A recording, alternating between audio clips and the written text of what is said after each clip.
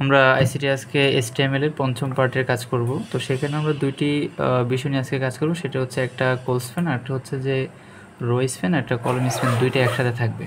অর্থাৎ দুইটা টেবিলের HTML কোড দেখানো হবে এবং দুটো হোমওয়ার্কও থাকবে। তো প্রথমটা একটু খেয়াল করো। প্রথমে একটা লাইন লিখেছি, যদি দুই বা ততোধিক কলামকে আমরা যদি একসাথ করি কোনো একটা টেবিলের মধ্যে, তখনই আমরা আসলে কোল স্প্যান এই শব্দটা ব্যবহার করি। যদি আমরা দুইটা কলামকে একসাথ করি সেই ক্ষেত্রে আমাদের কোল স্প্যান হবে 2। যদি আমরা তিনটা কলামকে যদি একসাথ করি সেই ক্ষেত্রে আমাদের কোল স্প্যান ইকুয়াল হবে 3। এবং অবশ্যই একে আইডেন্টিফাই করার জন্য এই প্রতীকটা ব্যবহার করতে হবে। তো আমরা সরাসরি কাজে চলে যাই, যেখানে আমরা আরও ভালোভাবে বুঝতে পারবো। তো দেখো, এই টেবিলের আমি কোনো ক্যাপশন দিই নি, সুতরাং ক্যাপশন আসলে লেখার কোনো দরকার হবে না। আমরা প্রথমে HTML দিয়ে শুরু করব, বডি দিয়ে শুরু করব। এবং মূলত আমরা HTML যে পার্টটুকু দেখতেছি এটা হচ্ছে টোটালি বডি এই ট্যাগের ভিতরেই থাকবে, সেটা আমরা জানি। তো আমি বডি দিয়ে শুরু করলাম এবং একই সাথে যেহেতু এটা আমার টেবিল, আমি টেবিল ট্যাগ ইউজ করব এবং টেবিলে একটা বর্ডার ফিক্সড করে দিব। সুতরাং টেবিল বর্ডার ইকুয়াল 1। এখানে 1 নয়, এখানে 1 2 3 10 যে কোনো কিছুই লেখা যাবে। বারবারই বলতেছি, এখানে যদি 1 দিই এটা বোঝাচ্ছে যে টেবিলের যে বর্ডারটা হবে এটা হবে চিকন। যদি আমি 2 4 দিই তাহলে সেটা হচ্ছে যে টেবিলের বর্ডারটা আর একটু কী হবে, মোটা হবে বা বোল্ড হবে। এরপর আমি প্রতিটা সারি ধরে আলাদা কাজ শুরু করব। তো আমি প্রথমে টিআর দিয়ে শুরু করলাম, মানে আমার প্রথম রো এর কাজ শুরু হলো, তাহলে এটা শুরুর ট্যাগ। এরপরে আমার প্রথমটা যেটা ব্যবহার হচ্ছে প্রথম রোতে সেগুলো হচ্ছে হেডিং লাইন, ঠিক না, হেডিং ডাটা, তার মানে টিএচ হবে। তাহলে টিএচ দিয়ে শুরু করলাম, এখানে কী লেখার নেম, তাহলে টিএচটা একটা শেষ। একইভাবে যখন আমি এখানে আসলাম, এখানে ভালো করে একটা জিনিস খেয়াল করো যে আমি যখনই এখানে আসলাম তখন হচ্ছে যে আমার নিচের দিকে আছে এখান থেকে দুইটা কলাম, মানে এখানে হচ্ছে একটা কলাম, কিন্তু নিচে এই কলামটা দুইটা কলামে পরিণত হয়ে গেছে।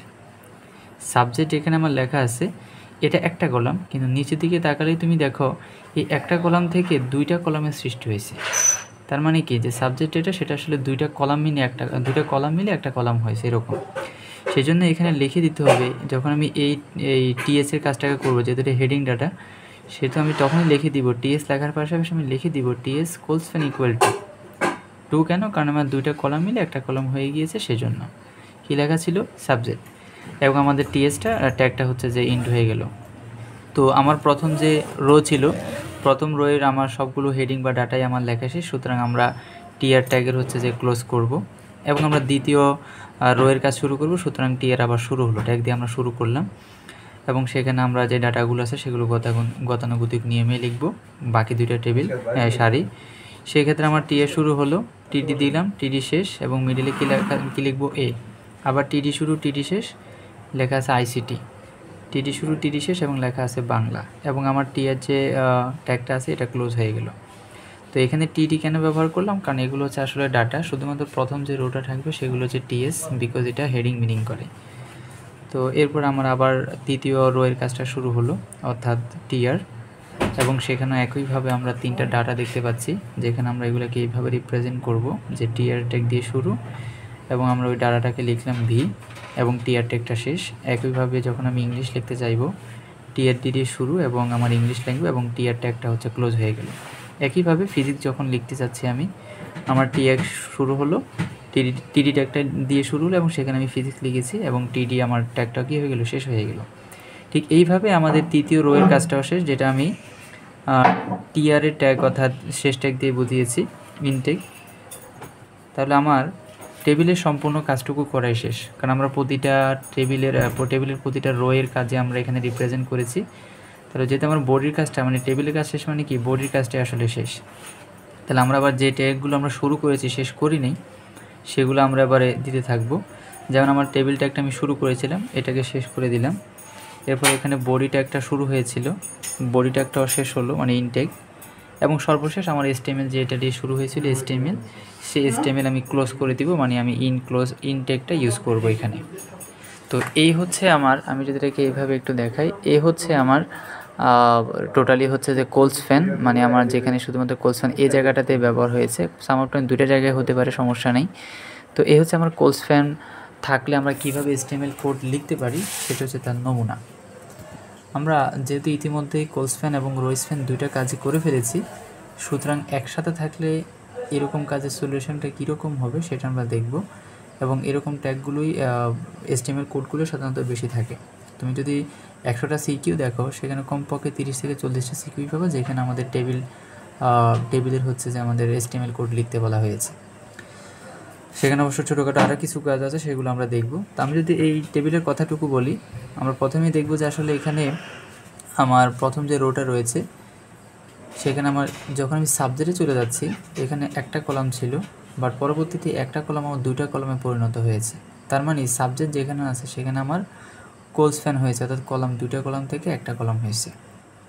আবার যখন আমি এখানে আসব, মানে প্রথম সারি থেকে যখন দ্বিতীয় সারির কাজে যখন আমি আসব, তখন সেই ক্ষেত্রে আমি দেখতে পাচ্ছি যে এখানে হচ্ছে আমার একটা সারি, কিন্তু পরবর্তীতে এই একটা সারি বা একটা রো দুইটা রোতে পরিণত হয়েছে। তাহলে এখানে কি হয়েছে?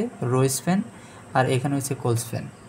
তাহলে আমাদের জায়গাগুলো আইডেন্টিফাই হয়ে গেছে। আমরা শুরু করি। আমাদের প্রথম হচ্ছে HTML দিয়ে আমরা শুরু করব, বডি দিয়ে শুরু, এবং টেবিলের সম্পূর্ণটুকু কাজই এই টেবিল ট্যাগের ভিতরে থাকবে।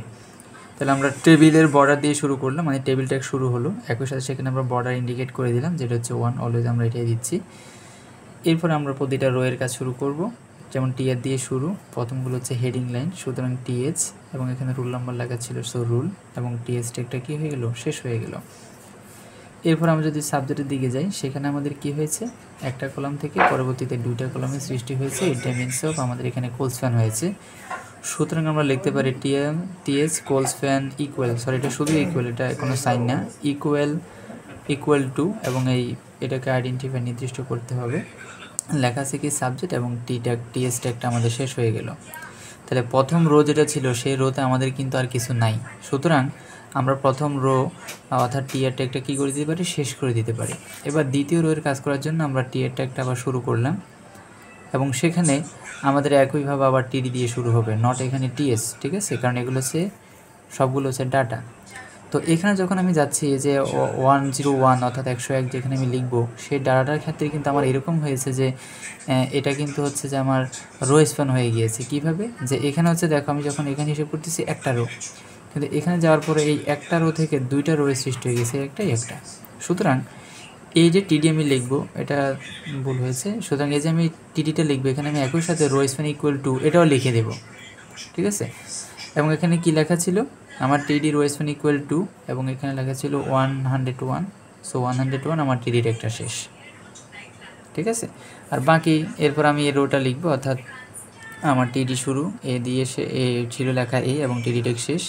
এরপর হচ্ছে আমার বি, টিডি দিয়ে শুরু, এবং হচ্ছে যে আমার টিডি শেষ, মিডি লেখা ছিল কি বি। একইভাবে আমি তৃতীয় যখন আরেকটা রোয়ের কাজ করতে চাইবো, তো এটা তো আর লেখার দরকার নেই। টিডি রোতে আমার ডাটা তাহলে কয়টা আছে? সি এবং ডি, অর্থাৎ দুইটা ডাটা আমার সেখানে রয়েছে। তো আমি যদি এখানে কাজটা করাই, সেক্ষেত্রে আমার টিআর দিয়ে শুরু, অর্থাৎ আমি সারি রোয়ের কাজটা শুরু করলাম, সেটা হচ্ছে যে শুরু হলো টিআর দিয়ে, এবং টিআর দিয়ে শেষও হবে। বাট মিডিলে আমার যে ডাটাগুলো আছে সেগুলো আমি এন্ট্রি করবো কী দিয়ে? টিডি দিয়ে। তাহলে টিডি দিয়ে শুরু, লেখা আছে কি সি, তো আমি লিখে দিলাম এ হচ্ছে সি। এরপরে হচ্ছে আমার টিডি দিয়ে শুরু শেষ হলো। একইভাবে টিডি দিয়ে পরের ডাটাটা আমি শুরু করব, সেখানে লেখা ছিল ডি, সুতরাং ডি এর পর আমি টিডি যে ট্যাগটা ছিল সেটাকে ক্লোজ করে ফেললাম। ঠিক একইভাবে আমার তৃতীয় রোয়ের যে ট্যাগটা ছিল সেটাও কিন্তু ক্লোজ হয়ে গিয়েছে। তাহলে আমার টেবিলে যে রোগুলো ছিল সেখানে আমার কোলস্প্যান এসেছে, শেষ করলাম। কোলস্প্যান রো স্প্যান এসে সেটাও শেষ করলাম, অর্থাৎ দুইটা স্প্যান এখানে এসেছে, রো স্প্যান কোলস্প্যান দুইটাই লেখা হলো। তাহলে আমার এবার আমি টেবিল ট্যাগটা যেটা শুরু করেছি সেটা শেষ করে দিব, অর্থাৎ টিআর ট্যাগটা শুরু, এবং টেবিল ট্যাগটা শেষ। এখন একইভাবে বডি শুরু হয়েছিল, বডিটা আমি শেষ করে দিয়েছি, এবং অ্যাট লাস্ট আমার যে HTML যেটা ট্যাগটা সেটাও আমি কী করে দিলাম? শেষ করে দিলাম। তো এই হচ্ছে তোমার মোটামুটি আজকের কাজ, যেখানে আমরা কোলস্প্যান আলাদা একটা HTML এর কোড করেছি, এবং কোলস্প্যান রো স্প্যান যেখানে ছিল সেটারও একটা কাজ করেছি। তো আই হোপ এরকম যদি বইতে এক্সাম্পল থাকে এবং কোনো কোশ্চেন যদি থাকে টেবিলের, সবগুলো টেবিলের কাজগুলো একটু দেখার চেষ্টা করবা। খালি যে আমি এগুলো দেখিয়েছি এমন না, এটা সম্পূর্ণ আমি হুবহু করেছি, তাও একবার আবার করবা এটাই। অথবা নোটবুক থেকে বই থেকে হচ্ছে যে এরকম টেবিল থাকলে সেটার কোড লিখে, মানে প্রশ্ন লিখে এবং কোডটা লিখে সেটা আমাকে পাঠাবা। আর একইভাবে সেটা আমি এখানে রো স্প্যান কোলস্প্যান দুইটাই আছে, এরকম একটা নিজে লিখে আমি দিয়েছি। সুতরাং এই দুটো হোমওয়ার্ক আমাকে করে সুন্দর করে এটাকে পাঠিয়ে দিবা। তো আজকে এই পর্যন্তই থাকলো। আমরা টেবিল ট্যাগ শেষ করলাম, এরপরে হয়তো আমরা নতুন কোনো টপিক নিয়ে আমরা HTML এর কোড আবার করব। তো সেই পর্যন্ত এই কাজগুলো করে এবং হোমওয়ার্কগুলো সাবমিট করে ট্রাই করো।